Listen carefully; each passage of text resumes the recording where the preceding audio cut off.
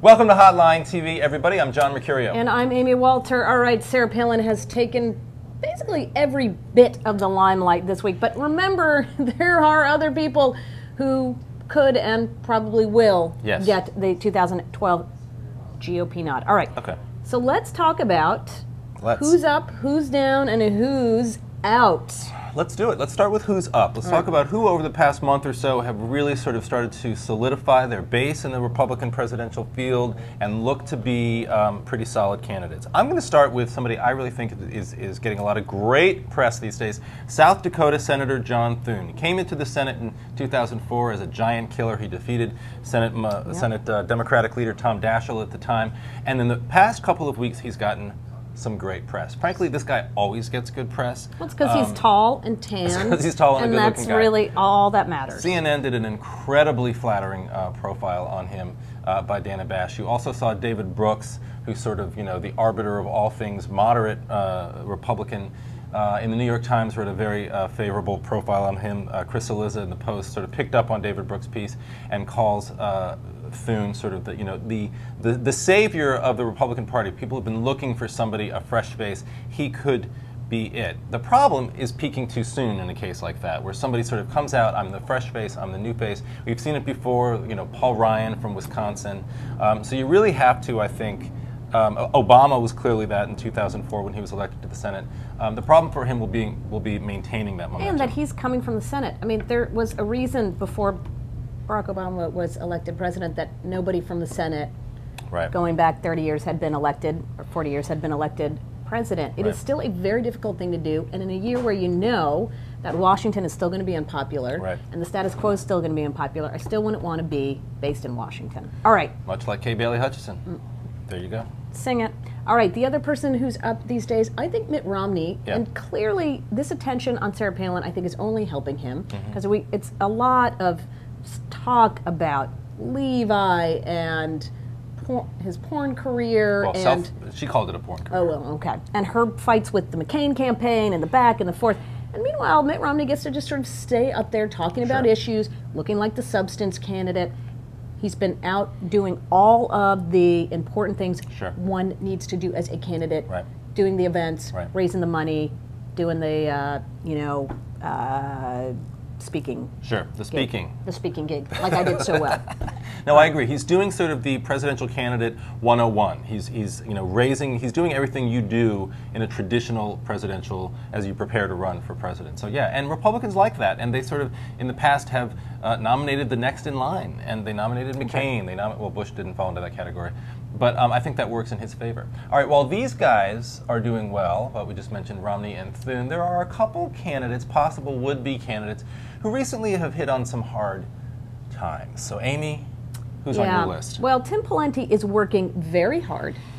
He is everywhere these days. He's speaking in front of any group possible. He was up here yesterday. In fact, I saw him at the airport. He's very skinny. He's a skinny man.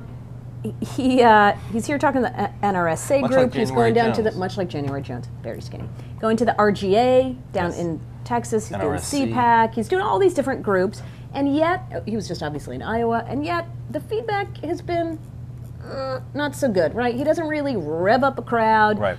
All the criticism that the McCain campaign apparently had for Pawlenty as VP pick, that he was just kind of too boring, seems to be playing itself out. He was a media darling, though, going into 2007, 2008. I mean, you've really started to see reporters fall in love with him.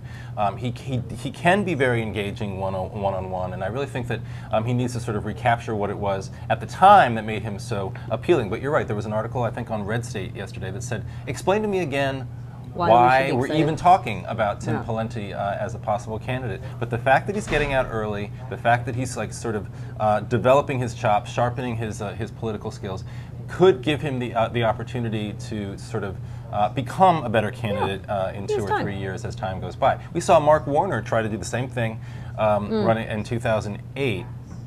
In 2008, he started very, very early, went up to New Hampshire, realized that he couldn't really answer questions about Iraq. He wasn't comfortable in that debate. He decided not to run. We could be seeing the same thing with somebody like Tim Pawlenty. I think the other person who's, I think, having a momentary downturn is Mike Huckabee, former Arkansas governor.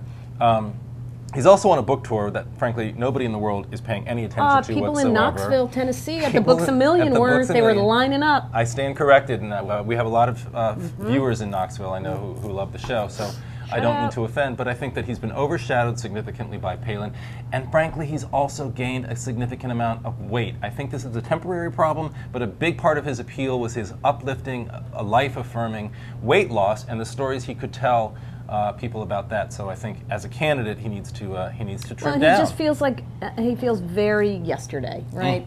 He tried. Remember, But Republicans like that. They no, like but he's McCain also tried. yesterday. They do, but he was always a one-trick pony, and now he's trying to be. He was the aw shucks with Arkansas shtick. Now he's trying to turn into the, I'm the tough, mean guy. Nobody liked the mean Mike Huckabee. Now he's going back to this book tour. It's about Christmas, right? Christmas lessons, and he's now going to be the nice guy. He has to figure out who he wants to be. All right. Maybe going rogue book tour. It looks like Sarah Palin is out of this thing. So let's take a look at her appearance on Oprah.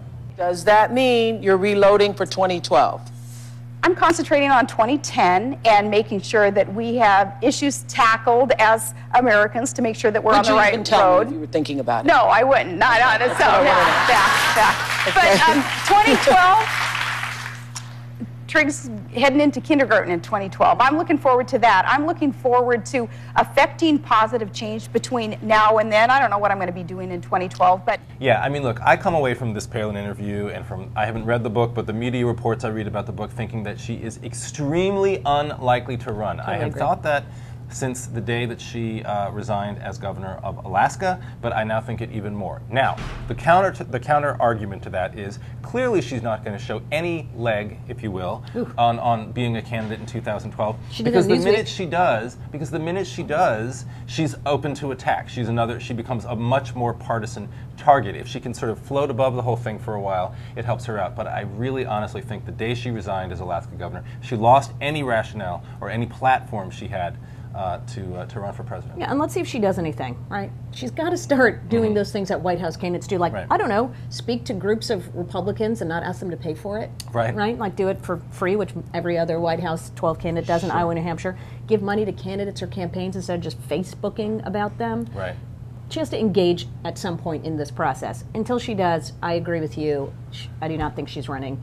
Other people who are getting a lot of attention, who we also are very skeptical, if not outright, but believing that they're not going to run. Newt Gingrich. Right. I think, he was on the Sunday talk show, he was on, I guess, Meet the Press, with Al Sharpton. No Republican who's thinking about running for president is engaging in any sort of educational cooperative with Al Sharpton and Arnie Duncan. I know this is a man who obviously has a lot of ideas. He likes to talk about a lot of his ideas, but we're seeing the same model for Gingrich in 2012 that we did in 2008, which is that he gets out there, he toys with the idea of a presidential run in order to get the platform, the microphone, the megaphone, and then ultimately he decides not to. It's not really his fault, it's what everybody does, but I think ultimately he is extremely unlikely to run.